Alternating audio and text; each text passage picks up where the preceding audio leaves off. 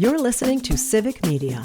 You can tune into any of our live shows on any radio station across the state with the Civic Media app. Find us in your phone's app store and listen anytime, anywhere. This is Amicus, a law review, and my name is Jim Santel, your host this hour and also next hour on the broadcast stations of Civic Media. As always, I am honored and I am delighted that you have chosen to spend some portion of your weekend in review, in reporting, in assessment, in description and discussion of some of these major issues in the areas of rule of law and the administration of justice in America. It has been an amazing week in rule of law issues for the nation, for our history, and we're going to cover perhaps not all of that, but major portions of that on this edition of Amicus, a law review. I am joined in the studios here in Racine Park by my wonderful producer. His name is Greg, and together we're going to be taking your calls as well, your comments, your questions, your insights, your perspectives, your inquiries, all these kinds of things. That phone number is 855-752-4842. You can also, as always, send to us some text. You can drop a call, a text, a note into the Civic Media Dropbox and be a part of our discussion this weekend on Amicus, a law review. It is a special edition of Amicus, a law review. We're going to be doing something that we have done only occasionally in the past when we have reported on all of these major issues related to the rule of law, government, and what it means to you. You're going to hear during the course of the next couple of hours from Supreme Court justices. No, they're not calling into our program, regrettably, but we are going to provide you with sound of this major oral argument, a major rule of law event in America just this past Wednesday.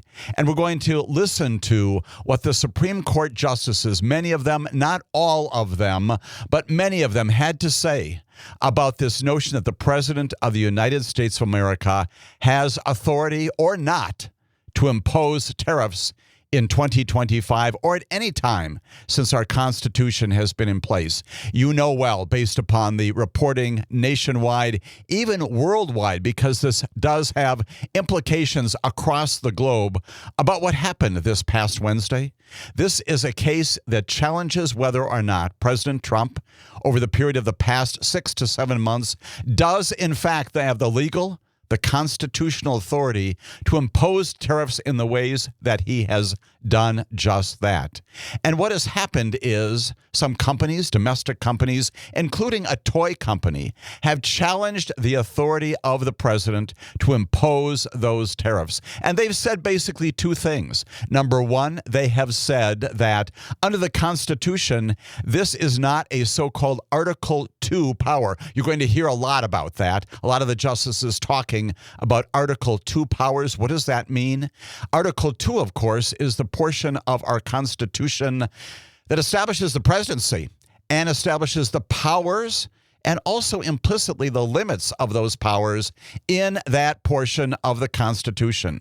Not everything is set forth in Article 2, and that's the argument in the opposite direction, that because there are these broad plenary powers that the president may have, what the attorney for the government calls foreign-facing issues, we'll talk more about that, because not everything is set there, but because the president has these authorities with respect to being a commander-in-chief and having foreign powers generally, he should be able to impose these tariffs. That contrary, again, to what the challengers are saying, who say no. Those powers are exclusive to what? To Article 1, to the first article of the Constitution that establishes what? The authorities, the powers of the legislature, and including the power to tax. You're going to hear an awful lot today from the justices about how this is a tax. This is not a foreign-facing regulation of foreign powers and foreign economies and foreign monies. This is a tax. Huge dispute among the parties about exactly what this is. And the challengers once again saying that the Constitution does not give the president the authority to tax. tax and therefore not the authority to impose these tariffs. They go on, and they respond in particular to the related argument made by the president through the Solicitor General, who you're going to hear a lot from today. His name is John Sauer, S-A-U-E-R. He speaks very quickly, as Greg and I have already noted. As you have probably noted, you're going to hear from him again. And he is going to articulate the view that under a thing called the International Emergency Economic Powers Act of 1977, called the IEEPA. They're going to be referring to it as the IEEPA. The president does, in fact, have some authority to take steps in response to what's called a national emergency to deal with any unusual and extraordinary threat to the national security, the foreign policy, or the economy of the United States, focusing again upon this notion of an emergency, which is in the law, gives the president some authority under the IEEPA to do what he says he can do. It is the position of the Department of Justice, of the Solicitor General, of this fellow named John Sauer, who you will hear from this broadcast, that includes the power to regulate the importation of foreign property, which, according to John Sauer and the president, allows the president to levy tariffs. It's a lot. It's a complicated but yet very straightforward argument. Number one, the Constitution does not permit this. Under the clear text of the Constitution, you'll hear some of the justices, including Elena Kagan, talking about just that. And then that even the provision invoked by the president, this IEEPA, that gives him some limited authority under Article 2, not Article 1, but Article 2, the legislative authority from the Congress, that under this law called, again, the International Emergency Economic Powers Act, there's a carve-out. And basically, the president does have authority in case of an emergency. They'll talk about whether or not we are in an emergency to justify this kind of activity. And that's the large framework that brought the attorneys for the challengers to the president's authority, and yes, indeed, the Solicitor General, John Sauer, into the courtroom of the United States Supreme Court this past Wednesday in front of the 9 justices. You're going to hear from many of them directly, their words, their tone, their content. And it is important to note both of those. I've already commented upon something that you will note quickly, which is that the Solicitor General speaks with great speed. And twice during the course of the oral argument, a nearly 3-hour oral argument on Wednesday morning, justices of the Supreme Court pled with him to slow down. Something that I've encouraged those mock trial students with whom I work also to do on a regular basis. John Sauer going at breakneck speed through these arguments, and for that reason, anticipate that not only is this a lot in terms of content, but it is difficult to follow. But it sets up the responses by the members of the Supreme Court. And that's the big takeaway. That's the big headline that's coming out of the reporting from this oral argument. Many news outlets indicating that the Supreme Court, maybe not all of them, but a majority of them seem to be, as they often say, skeptical of the president's position, suggesting that they may in fact find that there is no constitutional, no statutory authority for the president to do these kinds of tariffings. We've now turned that into a verb as well from the bench of the Supreme Court. And that's the big takeaway. Many journalists talking about the skepticism. I would offer, as you will hear in this broadcast in the next segments, it's more than skepticism. It's downright disagreement with the administration about whether or not the president has this authority. And you'll hear the justices in ways great and small and in between contesting and arguing with John Sauer about his position, that the president does have this authority, that this concept is a foreign-facing capacity that he has. You'll hear that phrase a lot, and you'll hear other phrases as well. You're going to hear the word capacious today, and during the course of our broadcast. Capacious, a word invoked by John Sauer to indicate that the president has broad powers under the Article 2 of the Constitution and the sections of it. You're also going to hear about two major concepts. One of them, the major questions doctrine, and the other one, the non-delegation doctrine. All of that a part of our civics instruction about the law school that we often undertake here on Amicus, a law review. The major questions doctrine, this notion that if it is big and if it is new, only the Congress can do it, having to do with vast economic or political or social or agriculture or academic, other things out there in the public domain. If they're big, if they're vast, if they're expensive and they're huge, they're new, only the Congress can do it. They're major questions that only the Congress can wrestle with, and therefore the president does not have these authorities. Interestingly, the challengers raise the major questions doctrine to say that because this is a major question, the capacity to impose tariffs, only the Congress can address this, only the Congress can impose this, and for that reason, only the legislature can act in this area. The second concept you will also hear is the non-delegation doctrine, and we have talked about that as well. The non-delegation doctrine, this notion that the Congress cannot constitutionally delegate things, cannot send to agencies, to the executive branch, responsibilities that are stored and vested in it alone. Interestingly, that non-delegation doctrine not invoked recently in contemporary constitutional history, but a lot of back and forth about the non-delegation doctrine because, of course, the challengers saying that, yes, re-invoke the non-delegation doctrine here, justices, to say that the Congress cannot and does not and should not, nor should the president be able to seize authority from the Congress that is only congressional. Congress, the legislature, cannot delegate this to the executive branch, can't go down Pennsylvania Avenue, can't go down to the White House for the purpose of imposing and vesting in this other branch of government the authority to levy taxes, the authority to levy these tariffs in particular.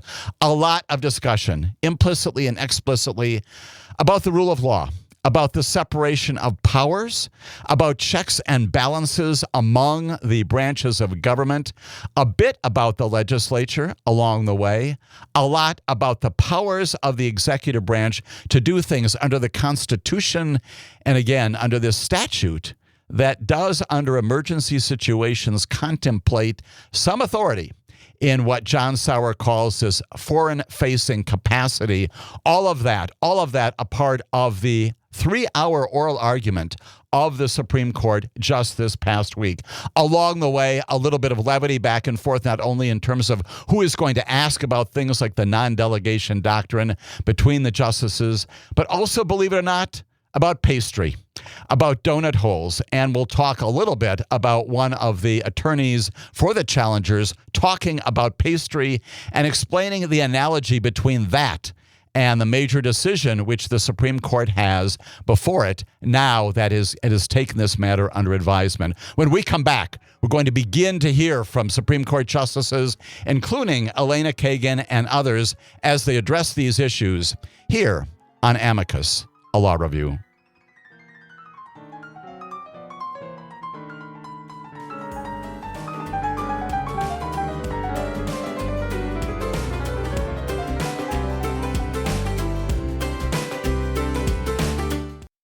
You're listening to Civic Media. Stay up to date on the latest news and information for your local community and Wisconsin by signing up for our free email newsletter. Visit civicmedia.us/email to get started.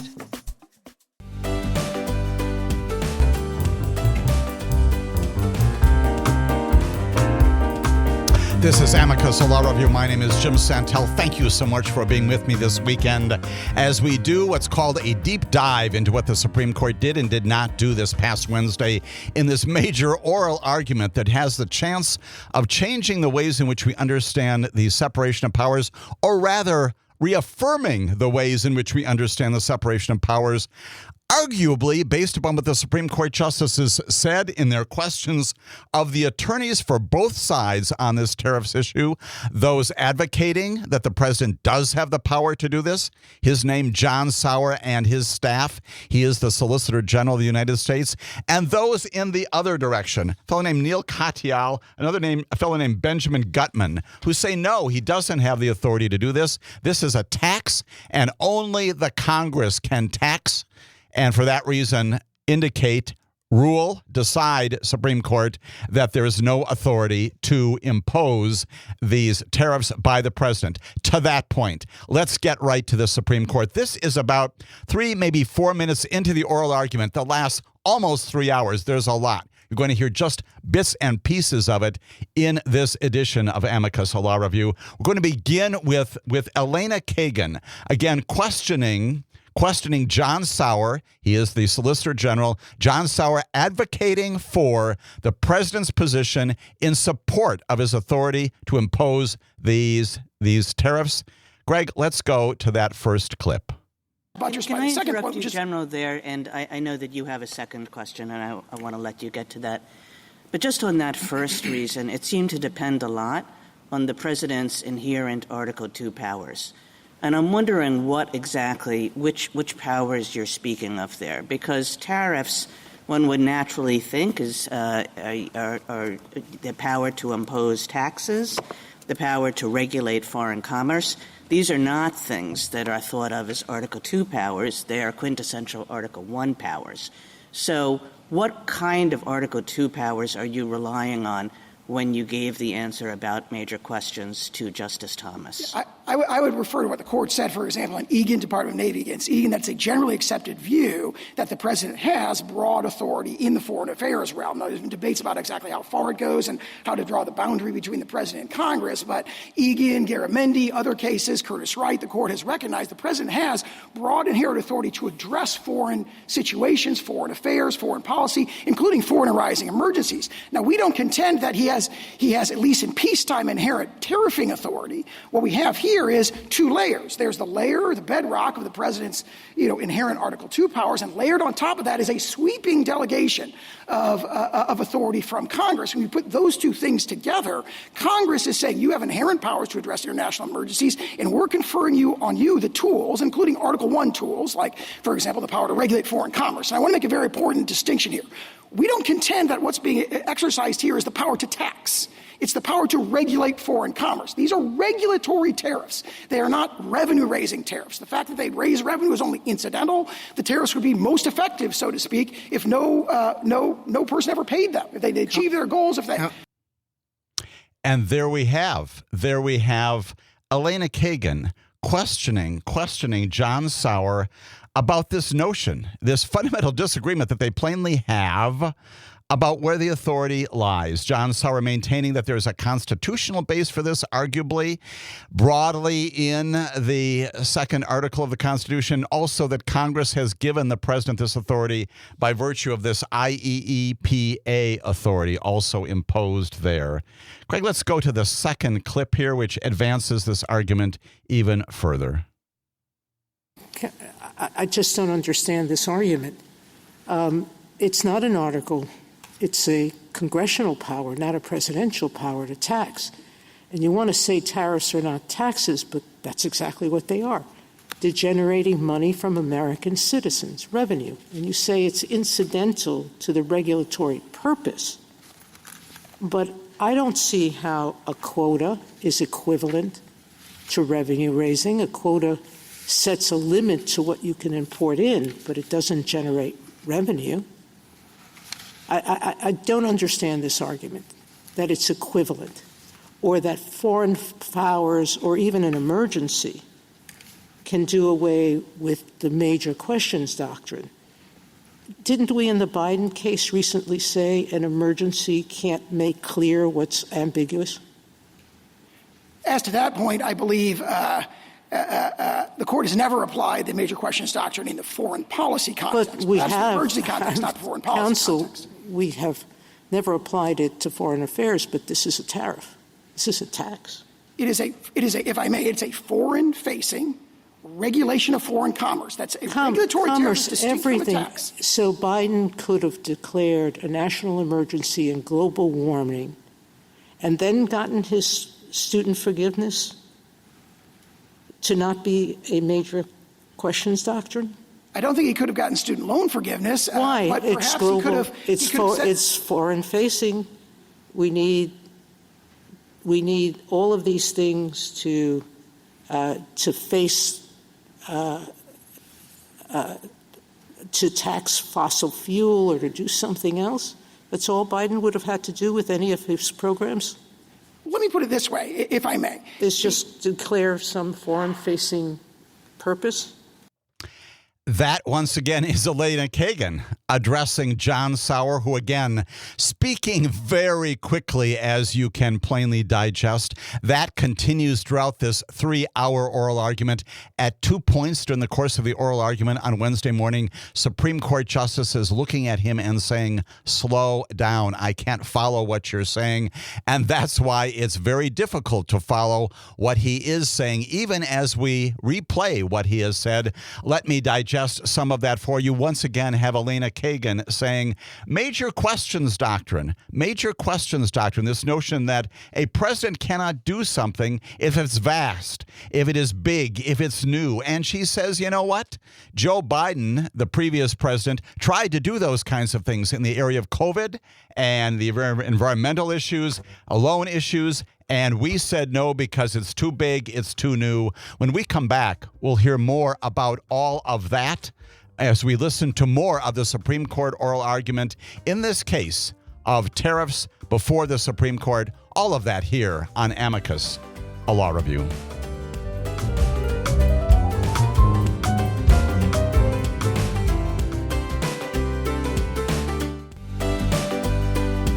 Seconds.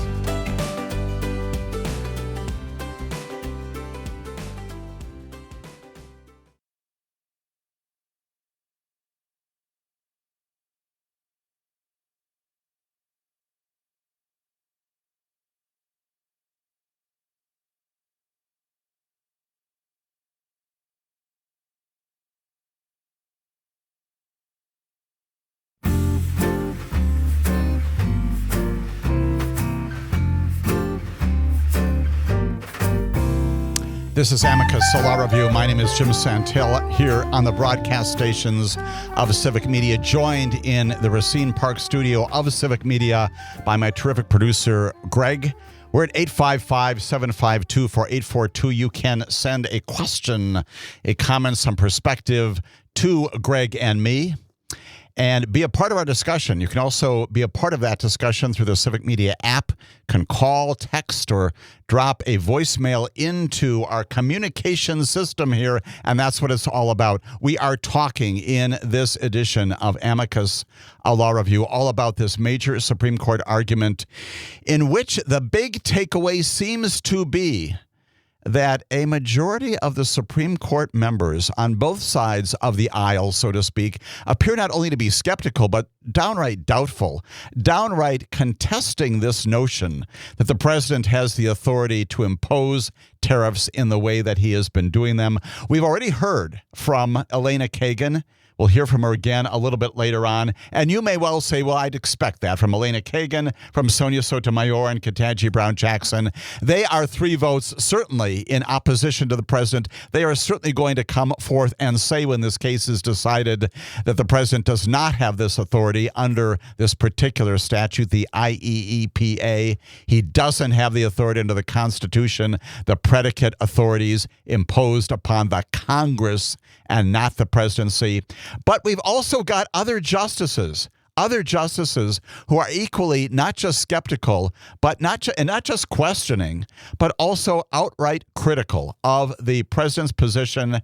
And that includes Amy Coney Barrett. And that includes Neil Gorsuch, a little bit from the Chief Justice, a bit from Brett Kavanaugh as well, all indicating that this notion, at least by the tea leaves we're reading right now, the tea leaves indicating that the Supreme Court may in fact be preparing to hand to the president a defeat when it comes to tariffs, addressing issues about what they are. Are they taxes? Are they something else? Addressing issues related to the implications of presidential as opposed to legislative power.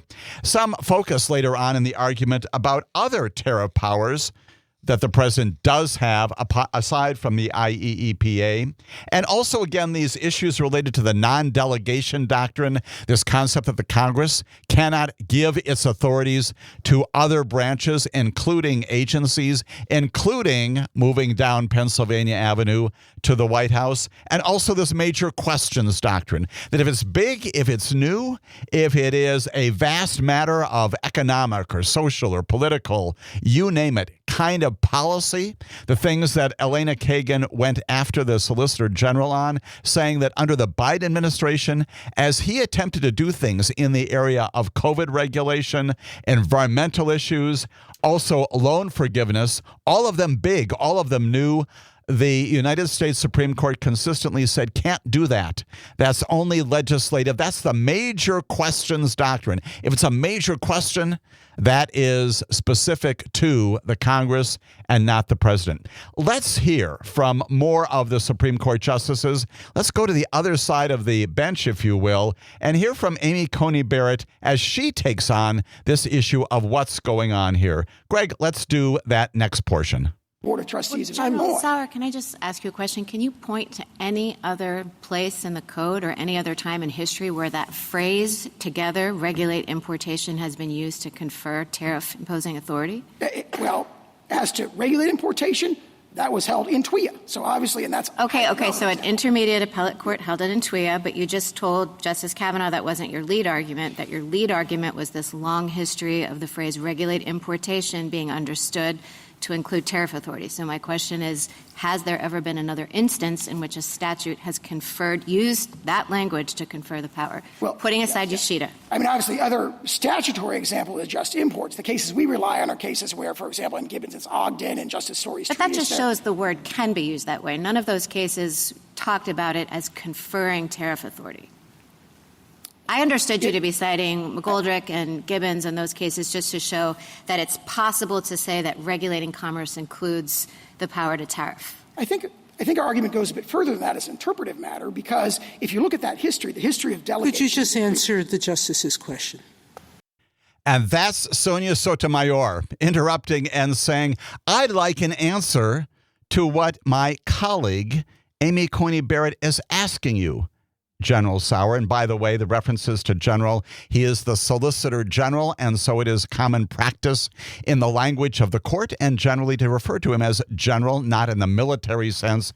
That's where you get that reference. Sonia Sotomayor, frustrated by the fact that this representative of the administration not giving Amy Coney Barrett the answers to the questions that she wants. And again, plainly, Sonia Sotomayor, along with Ketanji Brown Jackson, Elena Kagan, finding ultimately in this matter, whenever it's decided, that this authority does not exist in the presidency. But here it is that Amy Coney Barrett addressing the president's representative and saying, I doubt that the precedents that you have cited, and yes, indeed, in that excerpt, an awful lot of references to cases, an awful lot of things being bandied about, names of cases, and Amy Coney Barrett saying, as Brett Kavanaugh said earlier on in the oral argument, that the things you're relying upon do not support your position. And then going beyond that and talking about language, another reference made in that clip you just heard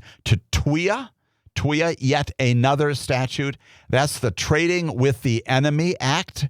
It also comes in as the Congress is wrestling with and the court wrestles with the authorities that it has and also the authorities of the president.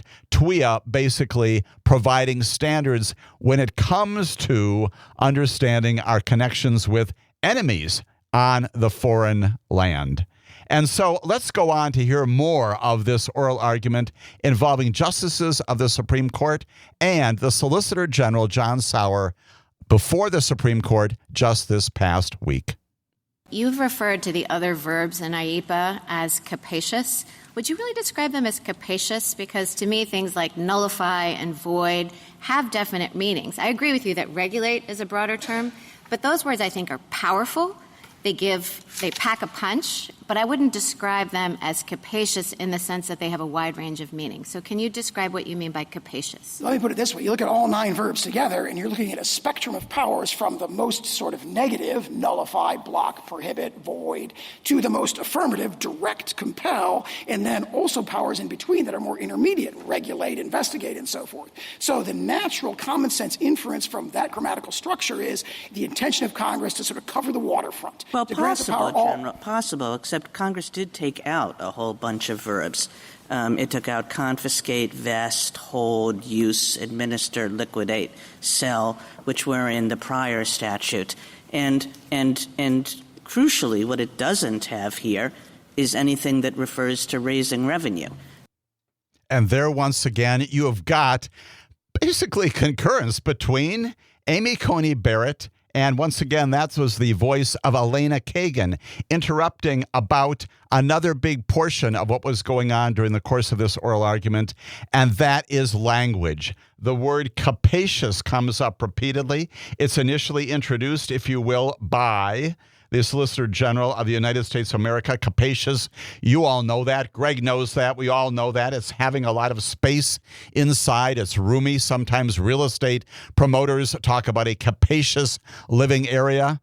Perhaps a bag that you might carry with you is capacious, lots of space inside. And the question here is whether the language of these statutes, including the specific statute here, IEPA, is capacious. If it includes the kinds of broad things that John Sauer would like the Supreme Court to embrace, or in fact, is it more limited, as Amy Coney Barrett and Elena Kagan seem to suggest? That is, it's more narrow and does not give the president these broad authorities for which John Sauer is arguing during the course of this oral argument. All of that going on during the course of this exchange. And again, some significant things to note, some significant things about all of these arguments going back and forth. You have got Brett Kavanaugh early on suggesting that some of the reference points by the Solicitor General are not especially helpful.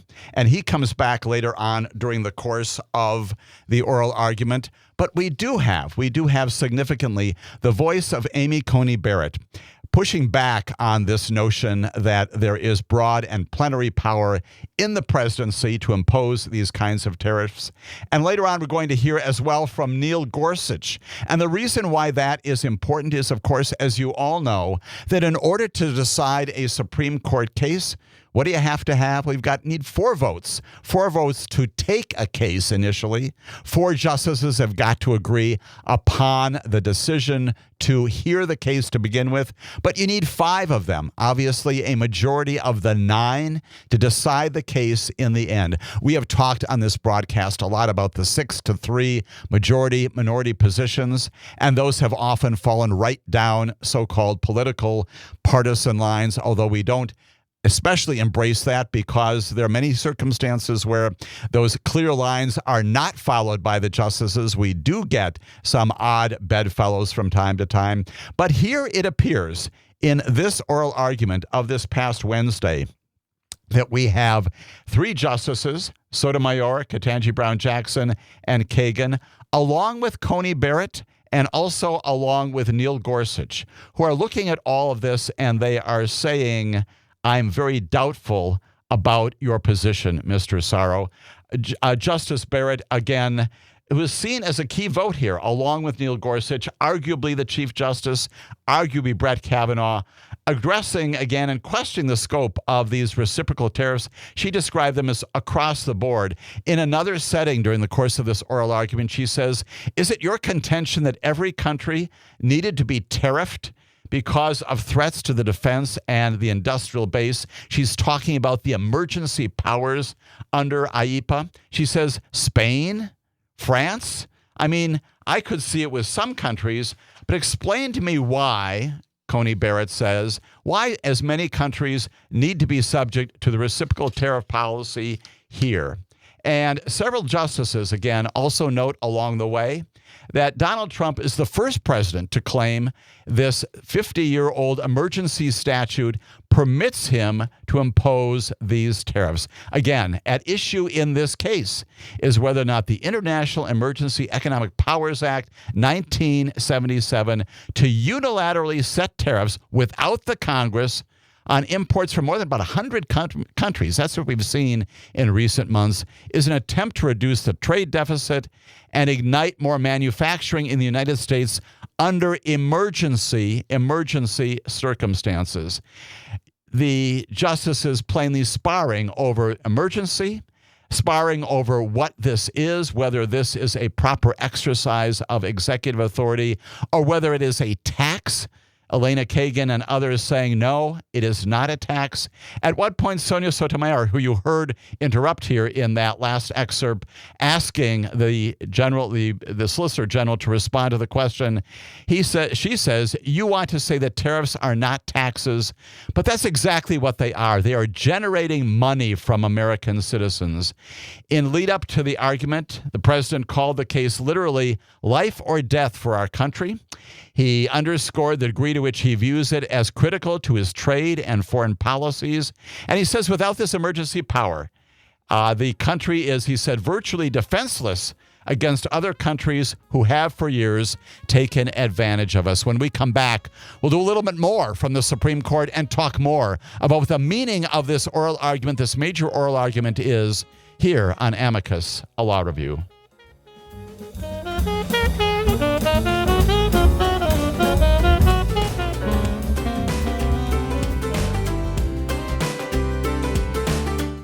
You're listening to Civic Media. Find the latest news, information, and archives of all your favorite shows on the Civic Media website, civicmedia.us.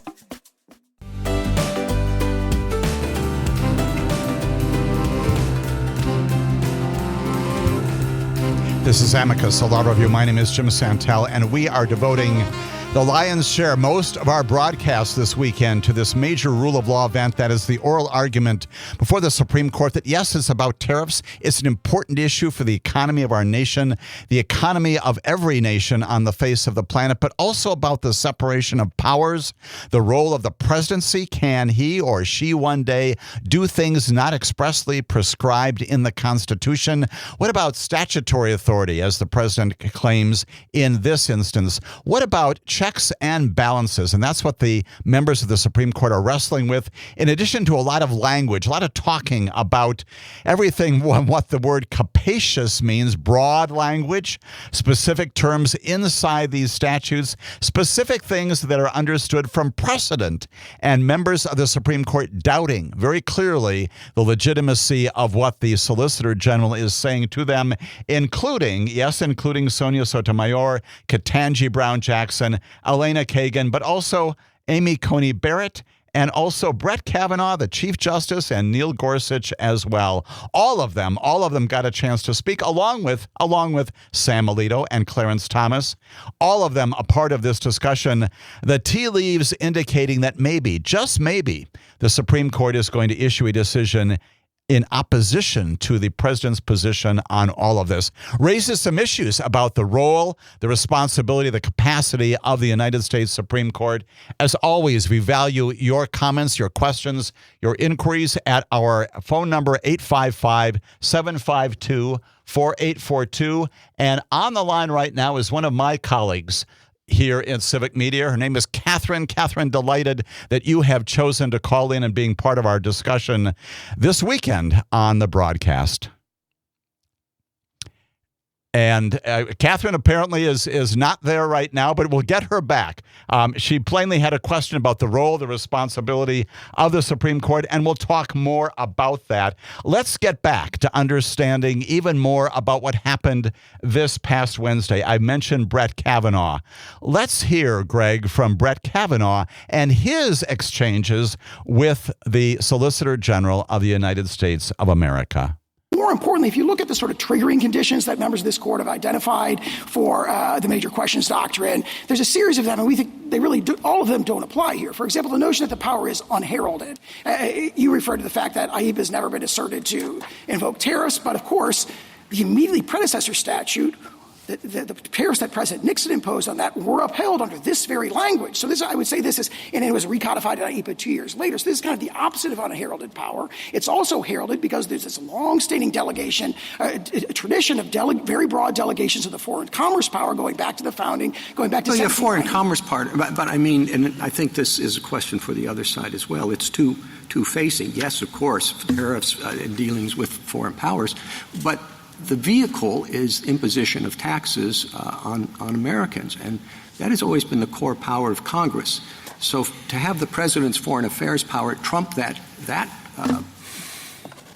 basic power for Congress seems to me to kind of at least neutralize between the two powers, the executive power and the legislative power. Let me say two things in response to that. First, the notion that the taxes are all borne by Americans and are not borne by foreign producers whose goods are imported is empirically, there's no basis for that in the record. It's actually a mixed. Well, who pays the tariffs? If a tariff is imposed on automobiles, who pays them? Typically there'd be regardless of who the importer of record is, there'd be a contract that would go along the sort of line of transfer that would allocate the tariff, and there'd be different. Sometimes the foreign producer would pay them. Sometimes the importer would bear the cost. The importer could be an American, could be a foreign company. A lot of times it's a wholly owned American subsidiary of a foreign corporation. So it gets allocated. The empirical estimates range from like 30% to 80% of like how much is borne by American I mean, it's citizens. been suggested that the tariffs are responsible for significant reduction in our deficit. I would say that's raising revenue domestically.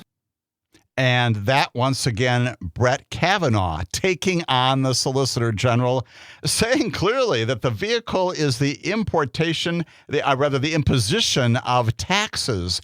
If you buy into that theory that these are taxes, then the president loses. And that's why John Sauer, you hear again, speaking very quickly, almost unintelligently, I would offer not good advocacy in front of a Supreme Court that's trying to parse through some very, very complicated concepts here, putting aside the style of this.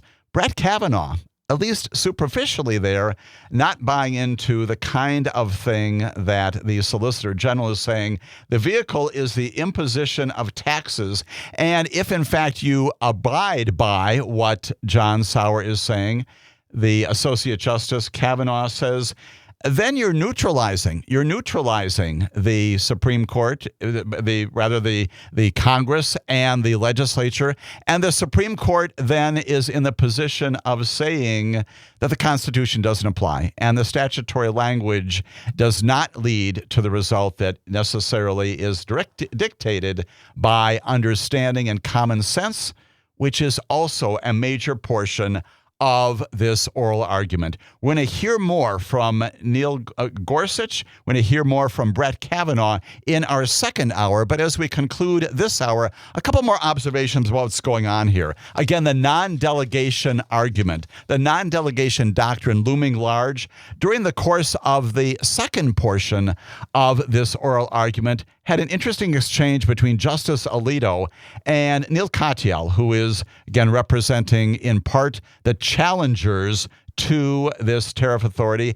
At one point, the Associate Justice says, I wonder if you ever thought that your legacy as a constitutional advocate would be the man who revived the non-delegation argument. And again, that's very wonky, I know. Basically, typically, Neil Katyal and others have been supporting this notion that the non-delegation argument should not be revived, that agencies and executive branch entities should have the authority to exercise their responsibilities without being subject to restrictions. Here you've got Neil Katyal saying, yes, the non-delegation argument, the doctrine dictates something else.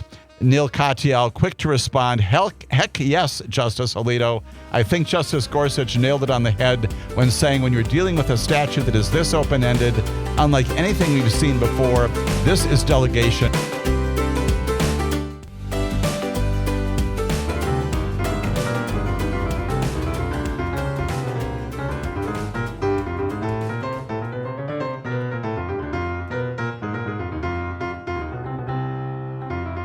This is Amicus Law Review. My name is Jim Santel.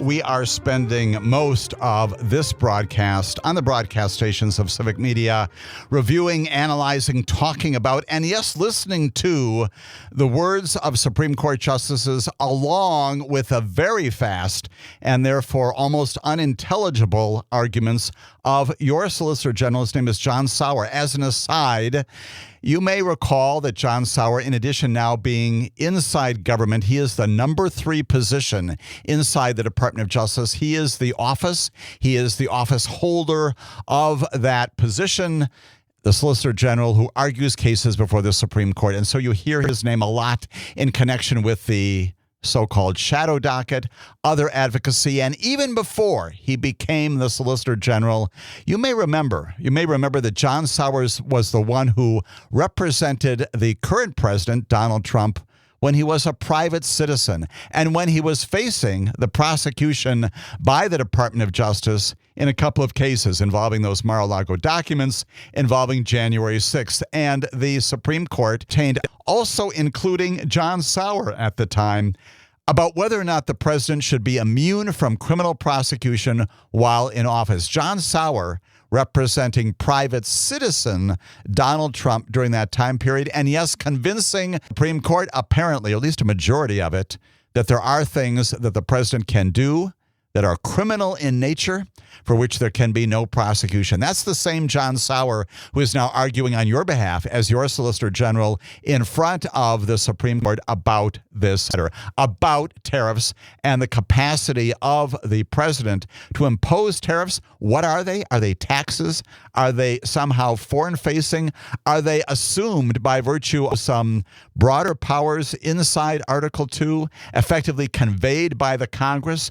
All of those issues having to do with the authority of the president, the authority of the Congress itself. Along the way, once again, this major questions doctrine, things that are vast and big and new, whether or not those should be exclusive to the Congress. And also this non-delegation doctrine. These principles, this is the law school portion of our broadcast. This is the civics education, which we often do, the non-delegation doctrine, this concept that the Congress cannot and should not be giving its responsibility, delegating its responsibility to executive branch authorities. Here, you have people like Neil Katyal saying that the non-delegation doctrine commands that the Congress keep this authority to impose taxes, to impose tariffs. And yes, indeed, as we were just concluding the previous hour here on Amicus Law Review, a question between Justice Alito and Neil Katyal about the implications of the non-delegation argument. And Neil Katyal, quick to respond, says, yes, Justice Alito, I think Justice Gorsuch nailed it on the head when saying that when you're dealing with a statute that is this open-ended, unlike anything we've ever seen, to give the president this kind of power, yes, that isn't just delegation running riot. This is delegation that's a legislative abrogation. In addition, we should note that plainly there's an awful lot of this oral argument, almost 3 hours, involving questions between the justices and Neil Katyal and his colleague, who is also there, his name Benjamin Gutman, Solicitor General of Oregon. At some point, we also get some very pointed questions by Brett Kavanaugh and Sam Alito to Katyal and Gutman. And one of the questions that Justice Kavanaugh posed, he expressed concern about taking tariffs away from the president's suite of tools to deal with economic emergencies. Why, Justice Kavanaugh asked, on the other side of this oral argument, would Congress give the president the authority to shut down trade, but not take the less sweeping step of imposing even a modest 1% tariff? That, Justice Kavanaugh said, appeared to support the government's claim, creating an odd donut hole in the statute. That's what Justice Kavanaugh said, prompting Gutman to respond, it's not a donut hole, Justice. It's a different kind of pastry, prompting laughter in the courtroom. a little bit of levity in an otherwise very serious argument. And we're going to get back to more of that. We've already taken some inventory of what Justice Barrett has said, what Justice Sotomayor, Justice Kagan has said. Haven't heard a lot from Justice Ketanji Brown Jackson, but know that early on she was equally animated in her pushback with the Solicitor General.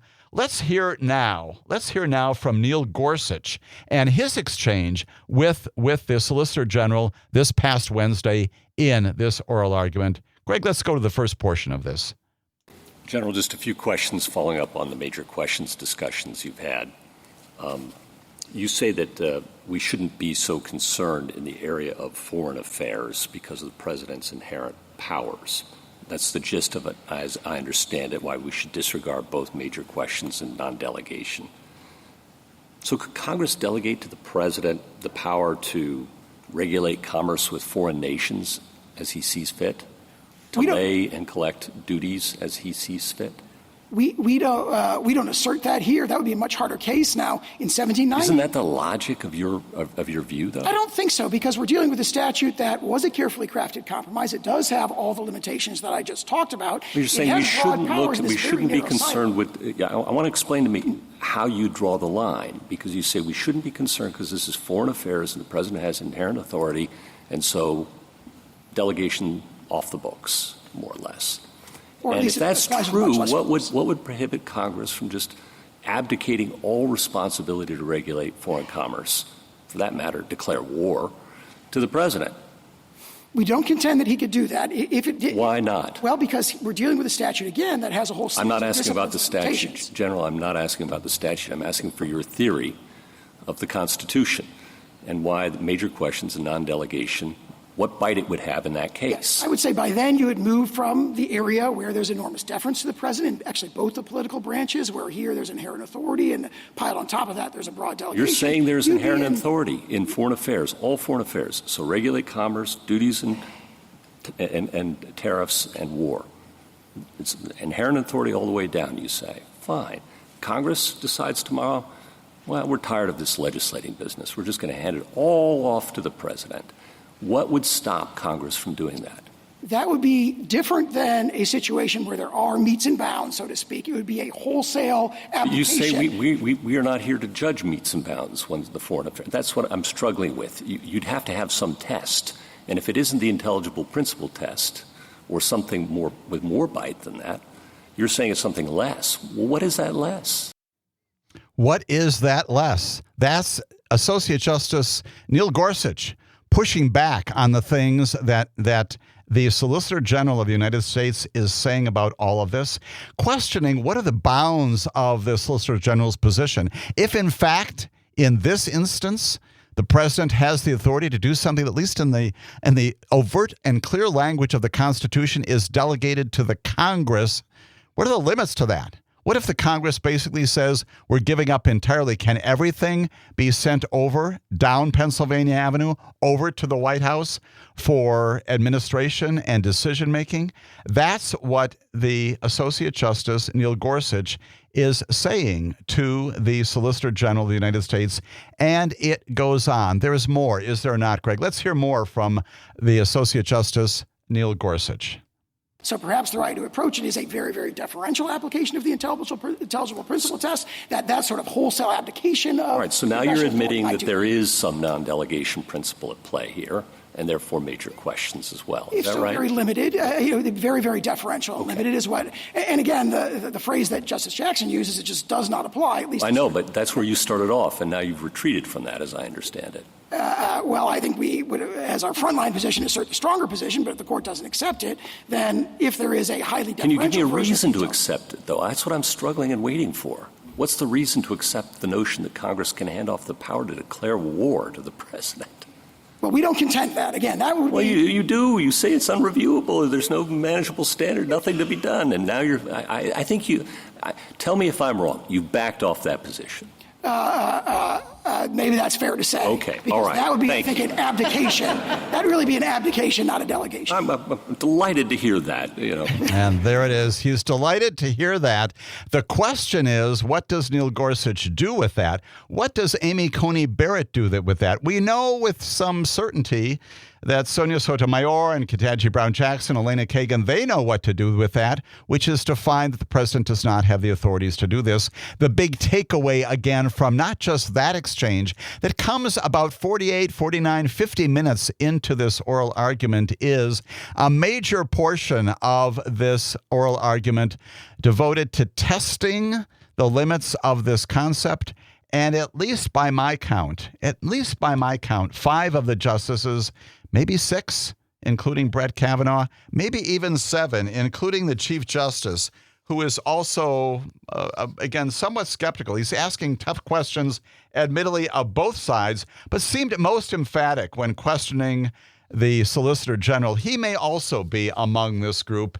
It may well be that there are 5, 6, maybe 7 justices in the Supreme Court right now who are inclined not to buy into what the Solicitor General has been offering to them and may in fact say that the president cannot do what he has been attempting to do, at least under this statutory authority. It is important to note, as a part of the oral argument that continued for a long time on Wednesday, that there was also a lot of discussion about alternatives in addition to this tax issue and this foreign-facing issue and what's capacious and what is not. And yes, donut holes and pastry and all those kinds of things, presidential powers, but other tariff powers also a main focus. Neil Katyal, who's arguing again that under IEEPA, the president does not have this authority, also notes that there are alternatives, which again, under Section 122 of a 1974 Trade Act, giving the president the authority to issue tariffs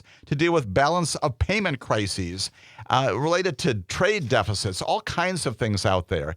Section 122 puts strict limits on those tariffs, capping them at 15% and allowing them to remain in place for only 150 days. So an awful lot of this focused upon other things that the Congress has done to give the president some limited authorities to impose tariffs. The question is here, under IEEPA, whether that kind of thing is also permitted. And again, an awful lot of legal theories being bandied about here, including the major questions doctrine. You heard Justice Gorsuch, you heard Amy Coney Barrett and others talk about that, and also this non-delegation doctrine, all of which suggest if you buy into the arguments made by the challengers, would suggest that the president does not have this authority. And again, we know that the Supreme Court has from time to time in the past surprised us. They have not always followed exactly what the oral arguments would indicate. And it is way too early, obviously, to tell exactly what it is that the Supreme Court may do. We know that on Friday of this past week, they went into what's called a conference session, where they decide how to decide down the road. They arguably may have made some decisions already about what they're going to do in this case, maybe took an initial vote, which they can do, maybe even is going so far as to assign who's going to write the majority, if there is in fact a minority, a dissenting opinion or set of opinions here. All of that could have been undertaken as late as Friday in anticipation of a decision coming up down the road. When we come back, I'll tell you something else that may have happened late this past week as the Supreme Court justices gathered here on Amicus, a Law Review.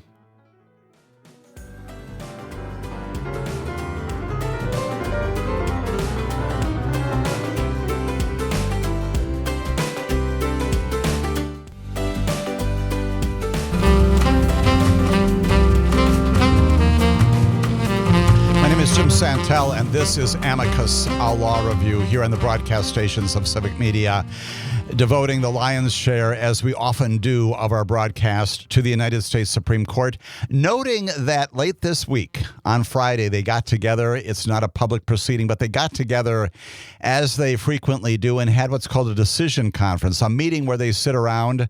We don't get transcripts. This is not a public proceeding, but they presumably talk about the cases that they have heard oral argument on, and also talk about cases that they may be deciding to review in the future. They may well have taken a vote, maybe even a preliminary vote, as late as this past week about how they're going to decide this tariffs case. It may already be decided internal to the Supreme Court. The question, of course, is when do they decide? We talked a lot about the importance of timing when we discussed this other major oral argument of a couple of weeks ago having to do with the future of the Voting Rights Act of 1964, appearing there that a majority of the Supreme Court may be inclined to find that Section 2, the fundamental notion of ensuring non-discrimination, no prejudice with respect to people of color and language when it comes to voting, that Section 2 may be on the chopping block. We'll see what happens. We'll see what happens with the Supreme Court in terms of its timing of that decision, if indeed it goes down that stunning and shocking road. The same kind of question is asked here. If in fact the Supreme Court is inclined to find that the president does not have the authority to impose the tariffs, at least under the legislative rubric, the mechanism that he has adopted up to this point, do they sit on this for another 5 or 6 months while the president continues, presumably, as he does virtually every week, to impose tariffs, rescind them, negotiate tariffs? What does that mean? And does it not strike everyone as being advantageous, regardless of what the decision is, for the Supreme Court to decide this very quickly? And then, of course, if in fact the Supreme Court does trim the sails of this president when it comes to the imposition of tariffs, what do you do about that? Far beyond the scope of lawyers and even judges and justices, I suspect, to understand that. But what do you do to turn this back? And what does that mean for our allies and our non-allies with whom we have been fighting and wrestling and negotiating when it comes to tariffs? What about their positions when they find out that the Supreme Court possibly has determined that the president's power to impose these tariffs under this theory, this statutory theory, is invalid? All kinds of questions would come from that, all of which need resolution going forward. Of course, if the Supreme Court surprises all of us and maybe has already decided to affirm what John Sauer, that very quickly speaking Solicitor General, was advocating for 3 hours on Wednesday, if they embrace what he has said, then the world goes on as it has, and the president's power to do this is affirmed. Much larger issues, and that's the commentary, that's the observation. If this is indeed the decision of the Supreme Court in the direction opposite to what the tea leaves indicated this past Wednesday, then a huge decision, a major decision in Supreme Court jurisprudence and for the entire nation about the authority of the president to act. Foreign-facing, according to the Solicitor General, invoking all kinds of powers, and again asking, as did Associate Justice Gorsuch, what is the limit of that? Can Congress simply abrogate, can give up, and do what the president said a number of weeks ago, which is we just don't need the legislature anymore? Can they do that? And what are the implications of a decision in the opposite direction? This is no small thing. This is no small issue. This is no small argument. And it makes this term of the United States Supreme Court hugely important as we go ahead in America. Also, a part likely of that decision conference on Friday was decisions about cases that they will be addressing in the future. We know well that the Supreme Court has before it a petition from a Kentucky County clerk named Kim Davis. You may recall her. She has asked the justices to overturn that landmark 2015 decision that extended marriage rights constitutionally, privacy right, to same-sex couples nationwide. You may recall that Davis gained some nationwide attention and an awful lot of criticism after she refused to issue marriage license to a gay couple on religious grounds, in open defiance of the High Court's position articulated in that very lofty Obergefell position. She was jailed for doing that. 6 days in jail. A jury awarded the couple $100,000 in emotional damages, $260,000 in attorney's fees. She's appealing that. She has lost all along the way. Now she's asking the Supreme Court to overturn that lower court judgment and also to find that the Obergefell decision should be overturned.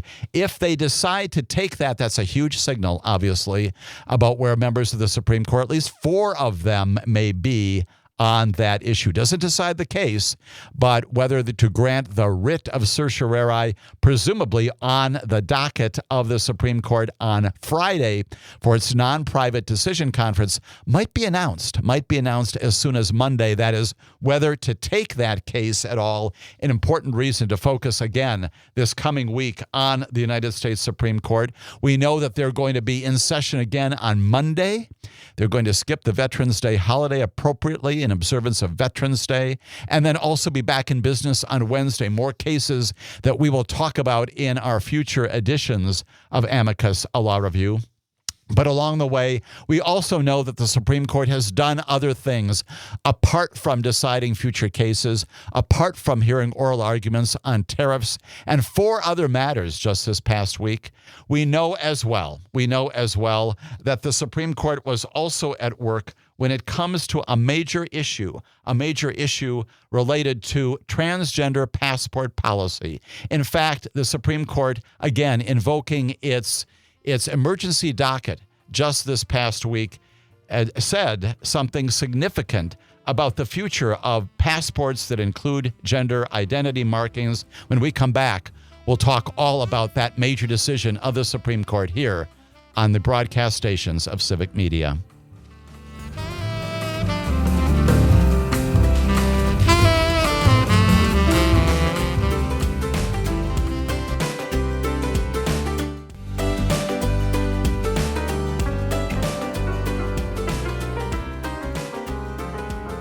My name is Jim Santel, and this is Amicus, a Law Review.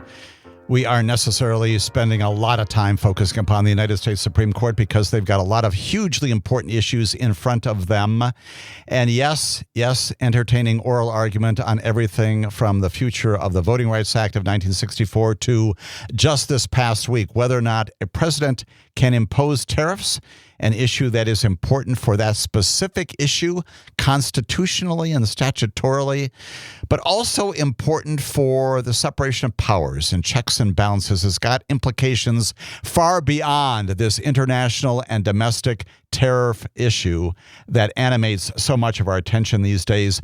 The Supreme Court also this past week, once again, invoking its so-called shadow docket, its emergency application doctrine, in connection with a major issue having to do with transgender passport policies of the United States Department of State.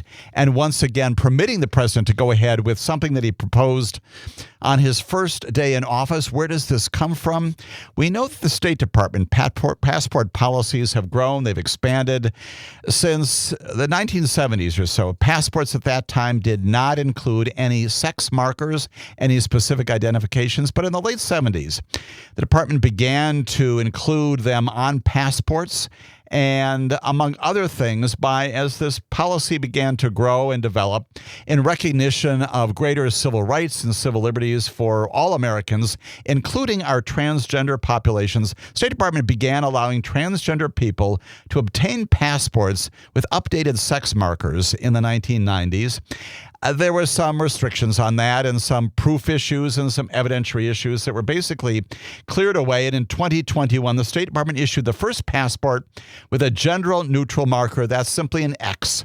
And that did not require any specific proof of who you are and what your specific gender identity is, but rather an application based upon your affirmation of your transgender status. The Biden administration announced that policy, allowing passport applicants to select any gender marker of their choosing. What happened was that the president, on his first day of office, entered one of his many executive orders and rescinded that policy and said no more.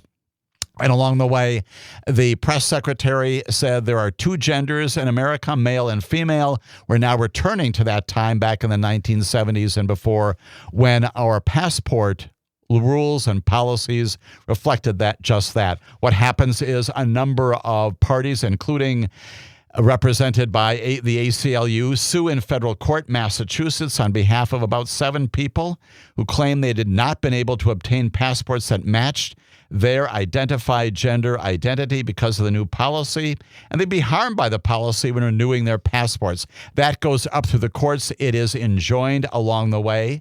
And what happens most recently is, after receiving, in this case called Trump versus Orr, an unfavorable decision to the administration goes in front of the Supreme Court and asks for emergency relief, lifting the lower court decision that prohibited the executive order from going forward. In other words, returning to the old policy. Supreme Court just late this past week clearing the way for the Trump administration to stop issuing passports that include these gender identity markers and markings on passports for applicants as they request them.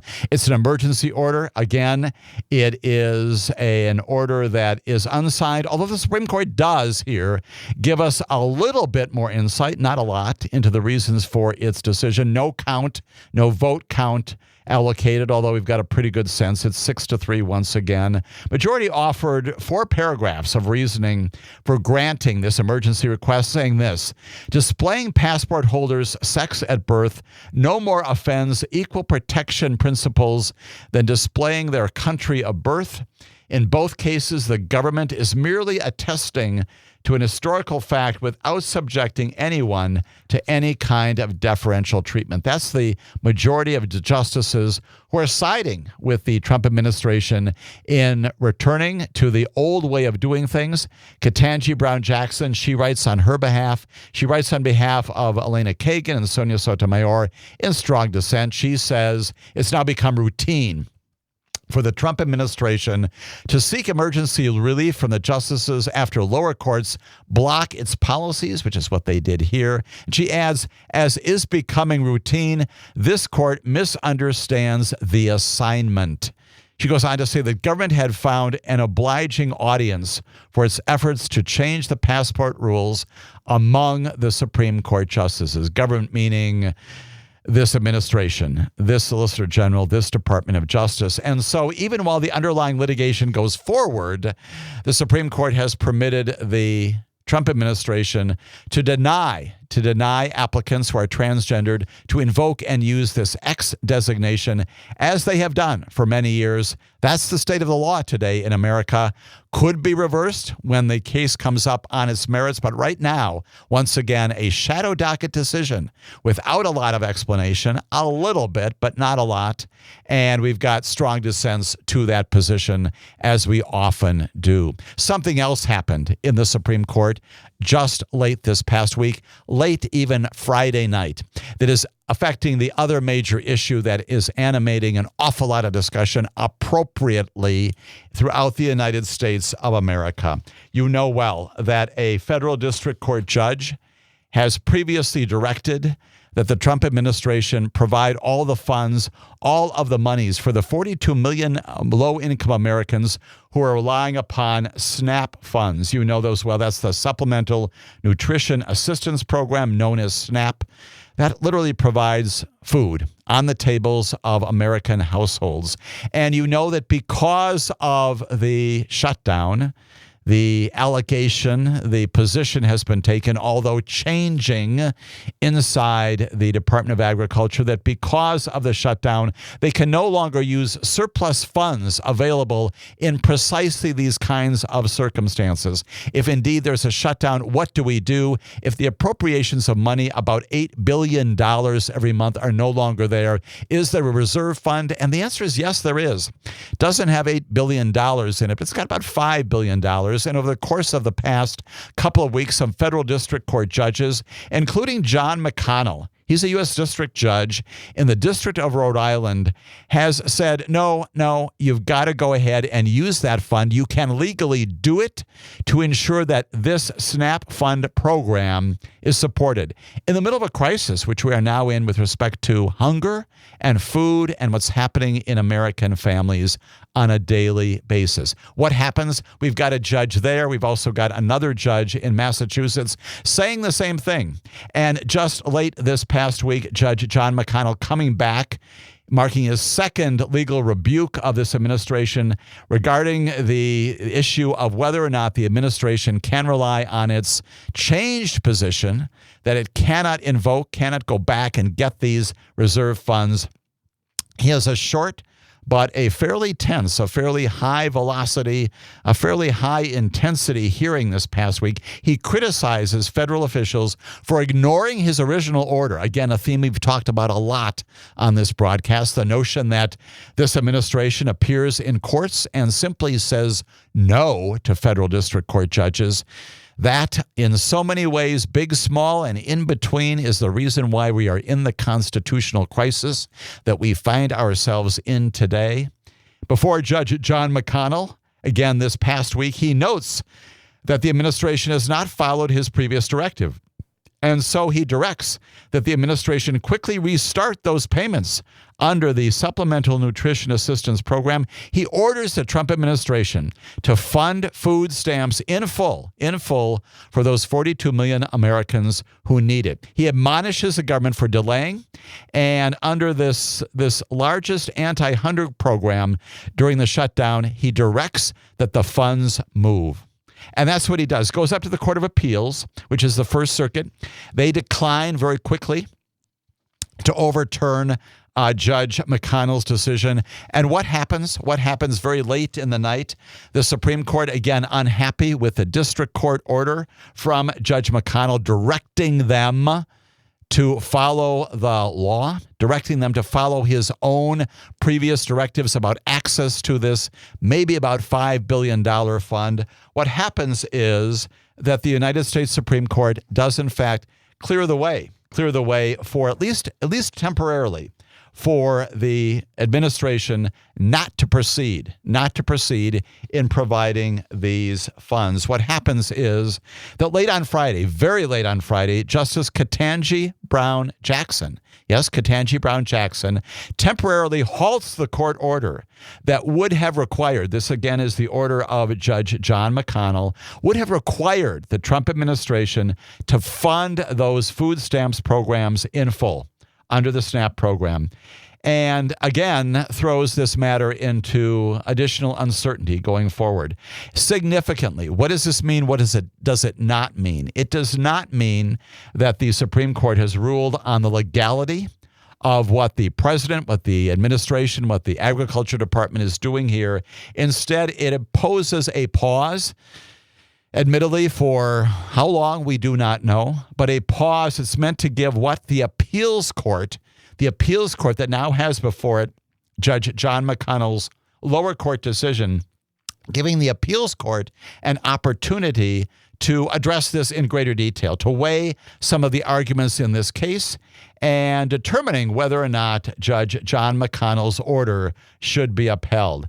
It's called an administrative stay. That's what Ketanji Brown Jackson did late Friday. She does that because she is the justice who's responsible for emergency applications coming out of that particular part of the country. That is the First Circuit Court of Appeals, among other states around the country. And we know as well that there are indeed other states around the country that are attempting to fill the gap, even while this is happening.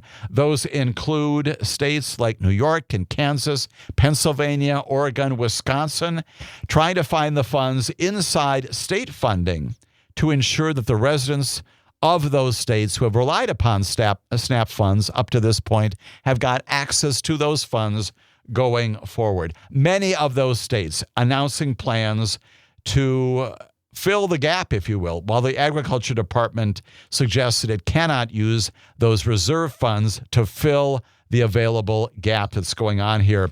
This remains unclear. This remains untenable for America, that is a nation, the wealthiest, most powerful nation on the face of the planet, has funds available, as judges have now found legally, to access those funds. Admittedly, perhaps not to their full extent. We know that the president initially indicated that he would follow directives of federal courts. Now we've got a stay on that by virtue of the administrative order entered by Justice Jackson, and we have more uncertainty, temporarily allowing the Trump administration to curtail this food stamp funding even more. That coming out of the Supreme Court, again, just late Friday, and promising even more review now back at the First Circuit Court of Appeals in the days presumably beginning as soon as early this week, Monday morning. As all of this continues to necessarily, appropriately attract our attention, our focus, not just of 42 million Americans, but I would offer of every American who's concerned about the lives and livelihoods of residents in our great nation.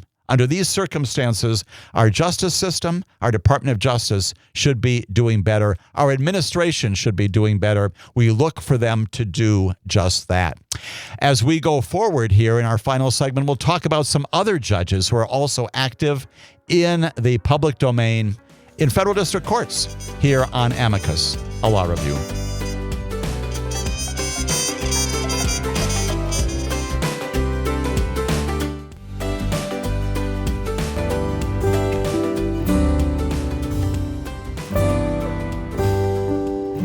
My name is Jim Santel. This is Amicus, a law review, and this our final segment. We're returning once again to the injunction functions of federal district court judges. We spoke briefly before the last break in the previous segment about Judge John McConnell basically entering an injunction telling the administration it does in fact have to dig into this reserve fund to provide SNAP monies to 42 million Americans. That's a part of the injunction function of federal district court judges. Other judges around the country, federal judges in trial courts, have been very active this week. This is a roundup. This is a rule of law snapshot among the many judges acting every single day. We have a judge we've spoken about in the past. Her name is Karen Immergut. Just this past week, district court in Oregon. She is once again saying that the president has overstepped his authority when he sought to deploy National Guard troops there in Portland, Oregon, to protect ICE enforcement offices and procedures and initiatives there. She has basically turned her temporary restraining order into a preliminary injunction, blocking the president's order that federalized National Guard soldiers in Oregon.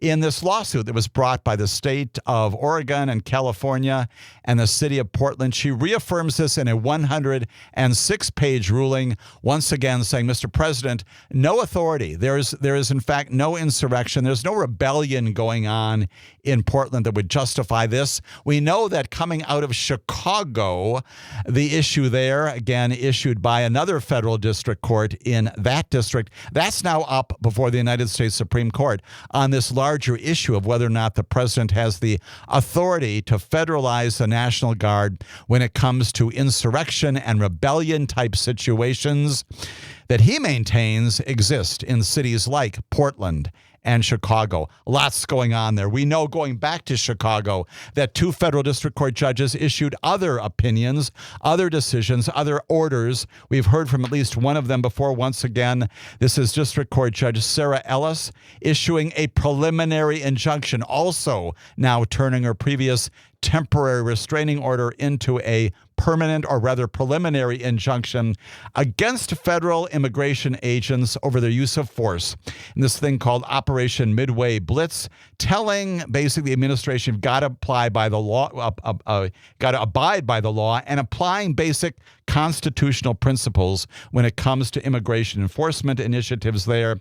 She says she's granting complete relief to the plaintiff. She says it's difficult to conceive how an injunction requiring the government to comply with the Constitution could possibly be harmful. She said, I find that the use of force, as she's seeing it, shocks the conscience. And she says that the conduct by federal agents shows no signs of stopping. She recites once again the prohibitions on many of their actions. Doesn't shut them down. They've got a right to be there, but has to follow the law, she says, when it comes to engaging with the public there. A preliminary injunction entered by Judge Sarah Ellis just this past week in that same building, in the Dirksen building in the Loop in Chicago. Another judge, U.S. District Judge Robert Gettleman, he's got before him the conditions at that Broadview ICE facility. And he says that federal authorities have got to improve the sanitary conditions there inside this ICE facility in Broadview, much the focus of our recent attention. His order requires federal authorities to provide detainees, immigration detainees there, with things like clean bedding, sufficient place to sleep, a shower at least every other day, clean toilet facilities, 3 meals a day, a bottle of water with each meal, supplies of soap, toilet paper, and other hygiene products, and so forth. The judge says people shouldn't be sleeping next to overflowing toilets. They should not be sleeping on top of each other. He talks about all this as being unnecessarily cruel and enjoins the government from continuing to operate under that circumstance. That happening in Chicago. We've got other judges around the country doing other things. There's a federal district court judge named Jill Otake. She is in Hawaii. And just this past week, she found that the Food and Drug Administration violated the law by imposing restrictions on accessing mifepristone. Remember that drug? You know that drug. That's the principal drug that's used for reproductive services and abortions in America. And this federal judge in Hawaii rules that the allegations brought by the American Civil Liberties Union having to do with restrictions on access cannot be supported. The ACLU lawyers had asked the judge to find that the FDA violated the law, but did not seek an immediate elimination of those restrictions, which right now includes some special certification for prescribers and pharmacies, and also requiring patients to review a counseling form. The judge, Jill Otake, once again saying that by failing to provide a reasoned explanation for its restrictive treatment of the drug, the FDA engaged in unlawful activities. Finally, back in Washington, D.C., District Judge Amir Ali, we've talked about him in the past, he is ordering the White House to restore ASL, American Sign Language Services, interpretation at its press briefings when the president or the press secretary is speaking. White House press briefings, he says, engage the American people on important issues affecting their daily lives in recent months: war, the economy, healthcare, global pandemic. He said in recent years, the exclusion of deaf Americans from that programming, in addition to likely violating the Rehabilitation Act, is a clear and present harm that the court cannot meaningfully remedy after the fact. And for that reason, the judge indicates that the White House needs to apply its best efforts, needs to comply with the Rehabilitation Act and ensure that ASL services and interpretation are a part of the routine presentations in that press room.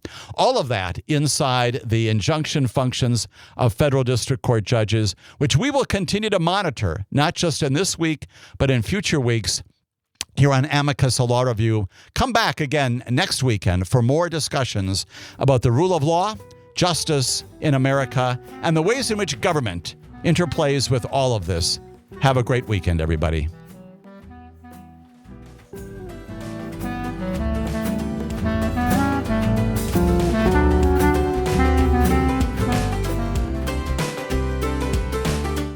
The national news cycle never stops, but it can be hard to find news about your local community. Civic Media is dedicated to providing quality local and state news coverage across Wisconsin. With the Civic Media app, you can get notifications about local stories that matter to you and your community. Find the free Civic Media app in your phone's app store and choose notifications from the menu to tell us what kind of news you want to hear about.